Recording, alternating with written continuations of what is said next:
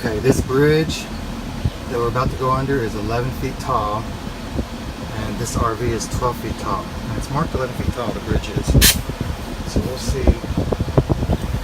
We're going to try to inch under it and see if we can fit. Here we go.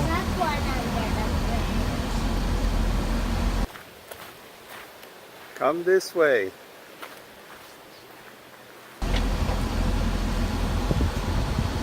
Should I go over there?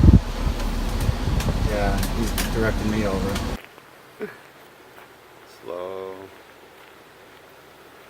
Oh God. So at least we'll fit here. Watch this hole. You're good. Our generator muffler's for at the bottom. Slow. Watch that hole. Oh, how nerve-wracking. Well, we made it though. Always an off-road. We made it. They had to make this little bypass. How funny. Holy moly.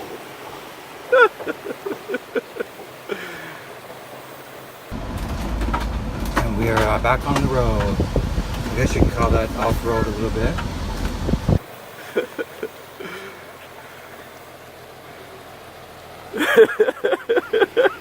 How was that? Oh my goodness, that was nerve-wracking.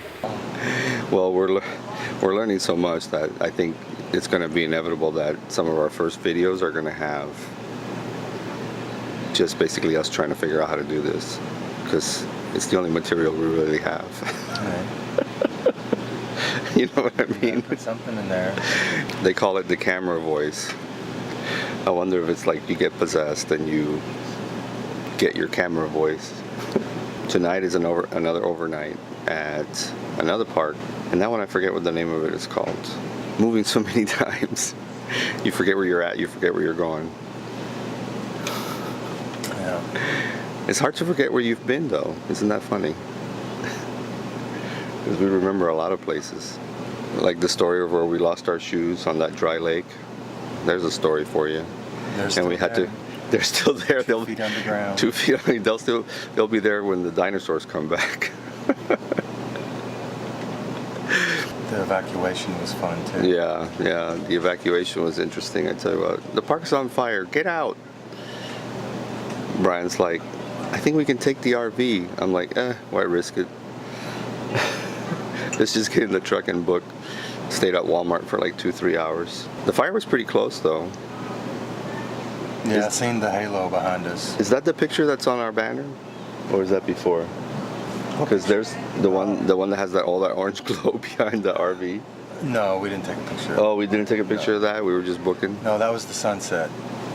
It just turned out. Oh, okay. I think, you know what I mean? Yeah. It was dark, and Yeah. I think that's where that came from. Yeah, we love that picture. What's another story? Crossing over that little tiny bridge in Tennessee, I think it was. It was on our way to Kentucky. And we were at our weight limit, yeah. Yeah, we were right at our weight limit. The weight limit was 14 tons. It's a small bridge. And this thing is like 13 and a half tons. So we were right there, and I think we had an inch on each mirror, on each side. Yeah, so we just crept along really slow. The kids thought it was fun. I was getting ready to swim. And then there's the fishtailing out of that one part. Oh my God. Because the road wasn't graded. Yeah, that's Got crazy. A washed muddy out. road. Yeah, we came in on a solid, nice, hard-packed orange dirt road. That was just south of Tallahassee. And it rained all night. And when we get out the next morning, because the park was not all there, it was about 3 miles of mud. And we found out how the truck has less traction than the RV, which is kind of funny. Because I don't know if did the RV ever fishtail? No. But the truck sure did. Yeah, Well, yeah, I know. I was sideways. Emma thought it was fun. Yeah, the kids are always sick. Yeah. They're like, ooh, roller coaster. I know. We're crossing over when we were crossing over the Beaver Dam, the infamous Beaver Dam. They think they're in Disneyland. And Brian actually stopped and took a picture. I was the one that was like, man, we got to get back because, you know, we got no shoes. We're walking barefoot in the dry lake over here. It's not so dry because it's like really muddy. So we were walking around the high bank of the lake. And Emma and Axel, they're just having fun. They're on our shoulders thinking that this is just a hike like any other. Yeah. What saved us is that we could see the RV. Almost the whole time we could see the RV from where we were walking. Yeah. You know, Yeah. and psychologically that helps a lot, But being it was able to an see home. obstacle Oh my getting goodness, around that was lake. crazy. It took us like over 2 hours. Yeah, it was an obstacle after another getting out of there. It was crazy. The beaver dam was just the cherry on top. Oh, and then in the same lake, there was the Oh, the bald eagle. bald eagle. The bald eagle Yes. took out a fish out of the, because there was a stream still going. We're thinking it was a stream that feeds this man-made lake. This bald eagle goes into this stream, dives into it. Well, he landed, or she landed, and then walked down to the stream and comes out with a fish. We think it's a big mouth bass bass, is what we yeah. thought it was. Yeah. The thing It is was at bigger. least 3 foot long. It's bigger than the bald eagle. Yeah, it was huge. And we were dying because we didn't have any camera equipment. And we were dying. We were like, okay, this is bizarre. This is like Mutual of Omaha Wild Kingdom. For those of you that remember that reference. Yeah, because the fish is like this tall. I mean, it was a big Oh, it was fish. humongous. It was huge. And the bald eagle stood there and ate it for like, because you could tell that obviously it couldn't carry it away. So it just stood there and ate it for like 2 hours. On the side of the little stream. Oh man, we were hating it. That was such We an didn't amazing. have our camera then, No.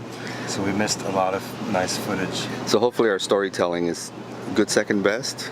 Probably not. At least for us later, we'll. Yeah, we'll remember some of you these know. stories. Tomorrow our memory will be faded a little more than it was Yeah, today. well, So every day. every day fades a little Every more. day you lose a little. Yeah, it's kind of like having plastic in the sun. Eventually, you're gonna lose all the color, and it's just gonna be there was a bald eagle and a fish, and that's all I remember. We're hoping to catch a lot of these memories on film, on better film at any rate. Yeah. So, and share them with you, and maybe you'll be able to live vicariously through these crazy. Yeah. Or Stuff. tell us what we shouldn't have done. I know. I'm sure the comments are going to What be were you like, thinking? "You had children over a beaver dam." Well, we didn't see a beaver. That Yeah, helps. And we didn't know the dam was there until we got up on it. And Brian contributed to the building of the beaver dam. We had to 'Cause build a the- bridge to get over to the dam. to get over to the dam because we got run out of space, and we had to cross kind of like a wet area. Or muddy water where we just had lost our shoes. Yeah, but this So- muddy water was really muddy because If we it's. jumped over, we would have sunk. Oh my knees goodness! down. At least to your knees, Yeah. So we had to build a bridge to get over the water. So Brian threw at least 20, 30 pieces of random log that the beavers had lost in the construction of their dam. Brian the beaver was building the dam. Well, when you're in that situation, you got to think fast. Those beavers are going to be sad when that lake refills because it's going Be to like, what happened? Susie, you built it wrong again. I know. It was right here, I remember. Put in our front bunk now. That wasn't a fun one. Yeah. Damage to the RV is always like, dope. Let's see who remembers that reference. You learn fast on those. Yeah, no kidding. Don't do that again. We basically bought them out in the front, and it kind of damaged our driver's side. Well, when we went to Estes Park in Colorado, you're basically camping across from this huge canyon, and across the canyon, one Monday morning or whatever, it was, I don't know why did I say Monday. One morning there's this huge deer, some kind of deer, reindeer, some kind of reindeer. They all had horns, but it was like 60 of them, and they were migrating across the canyon, just across the whole canyon. Oh yeah, those are more like elk. Yeah, some kind of elk. I thought elk were reindeer. Huge herd. I'm sure we'll be instructed Large herd. on our deer The recognition. whole side of the mountain was covered there for a while. just Oh, my them going goodness. through Yeah, the- yeah. Yeah, it was wild. And that was really unusual just to see that kind of migration. Yeah, like 20 minutes of just them Yeah, walking you across feel like you're really out in nature when you see that kind of stuff. I tell you what. And that happened there at Estes Park The kids really like that because it's one of those Yogi Bear ones. And they had a blast because anytime there's other kids around, friends, we lose them quick. Yeah, the hard part about that is the altitude sickness, because that park is a little over 8,000 feet or around 8,000 feet. Takes you a couple days to Oh adjust. my goodness, talk about just headaches and feeling like throwing up. Anybody who's been in altitude, they know exactly what we're talking about, and it just takes a couple of days. You know, the kids don't know what's going on. They think they're getting sick. So we just try to go around the park and show them the chickens. Yeah. Well, I did too at first. If you're not used to it and you don't realize you went up so high, it feels like you're having a heart attack or something. Yeah. You feel it in your chest. Yeah. I'm short of breath, you know? Yeah. And you forget, you're like, eventually you figure out, okay, this is lasting too long. And you're like, oh, it's because we're at 8,000 feet. And if you go from low, like if you go from sea level to that height, then you're going to be in really big trouble. Yeah. It lasts like a good solid 2 days, you know. If you drink alcohol during those 2 days, you're going to get the most epic hangover you've ever had in your life.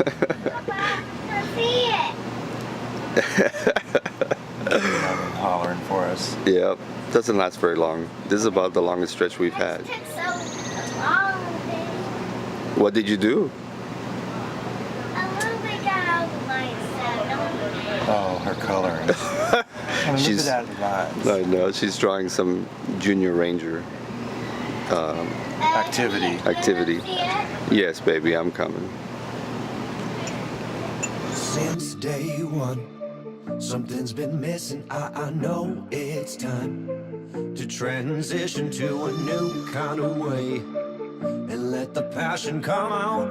I'm a dreamer. Time slows down when I am singing my heart's true song. Comes when I'm dreaming, I know what it takes. I need my soul to scream out. I'm a dreamer. I need to choose, need to decide. Time to stand up, jump to the other side. One way to go, I won't know until I try. I need my soul to scream out. Dreamer.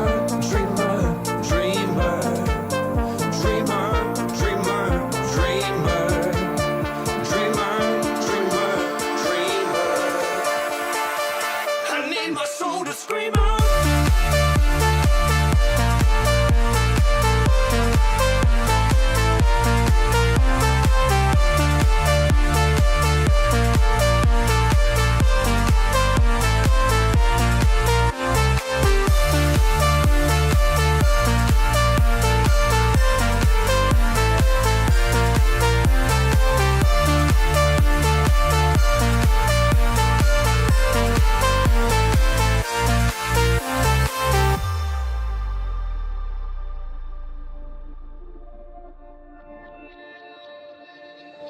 The dream is on. I can't be shaken. I know I'm strong. Power awaken. I believe I'm great. I let my passion come out. I'm a dreamer. My eyes will show some kind of worry, bubble blue as rain. A dream, a story. I'm face to face. I need my soul to scream out. I'm a dreamer. I need to choose, need to decide. Time to stand up, jump to the other side. One way to go.